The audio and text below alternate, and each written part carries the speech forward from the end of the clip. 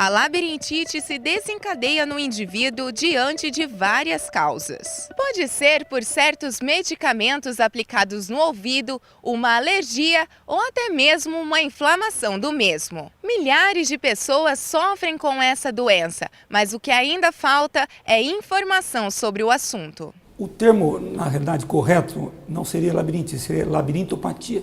Porque a labirintite seria uma inflamação no labirinto, e não só inflamação que dá o problema da labirintite. Então, para entender, o labirinto ele é um órgão do ouvido interno, labirinto ou ouvido interno. Então, o labirinto ele é formado por duas partes, a anterior, que é a cóclea, que é responsável pela audição, e a posterior, que são os canais semicirculares, que é responsável pelo equilíbrio. Então, o indivíduo ele se põe de pé por três maneiras: pelo labirinto, pela visão e pela propriocepção. A propriocepção que seria quando você vai se locomover, você sente o tato no pé e você consegue se posicionar, saber se você vai cair ou não, entendeu? Então é um conjunto que vai informar o cérebro: o labirinto, a propriocepção e a visão. É um problema mecânico do labirinto que ocasiona a vertigem. Cerca de 25 a 35% das pessoas sofrem com essa síndrome, sendo que essa é uma das mais atendidas. Esse é um tipo específico de labirintite, que seria a VPPB, seria a vertigem postural paroxística benigna, que seria, depende da posição que a pessoa adota com a cabeça, ela tem uma vertigem. E essa vertigem, a característica dela é aquela de curta duração. Então, por que acontece isso? No ouvido interno, na parte dos canais semicirculares, nós temos um líquido, que é o mesmo que banha a cóclea, e eles têm umas pedrinhas que chamam estatolitos. Então, essas pedrinhas, elas ficam flutuando nesse líquido. Então, quando você se movimenta, por exemplo, vamos fazer uma comparação com um carro, um tanque de gasolina com areia dentro.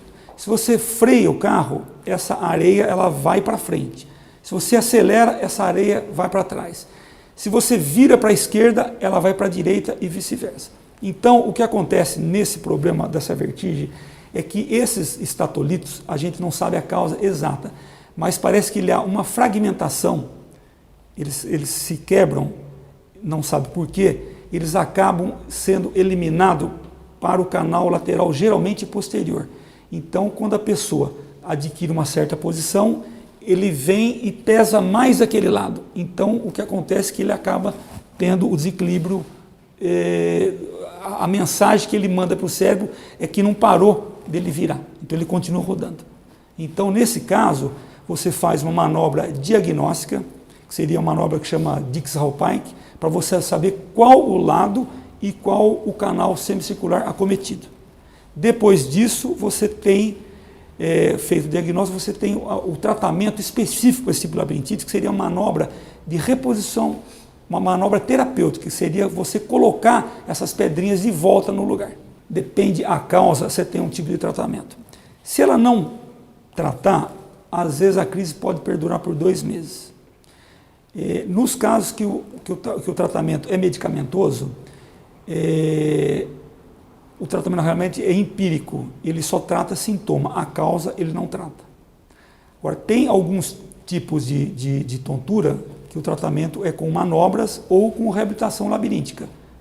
Então faz uns exercícios em casa mesmo, né, acompanhado pela fonoaudióloga. Dependendo do tipo de crise, quando for problema de cálculo no canal semicircular, que seria a vertigem postural, a gente já faz a manobra na hora e geralmente já sai daqui sem tontura.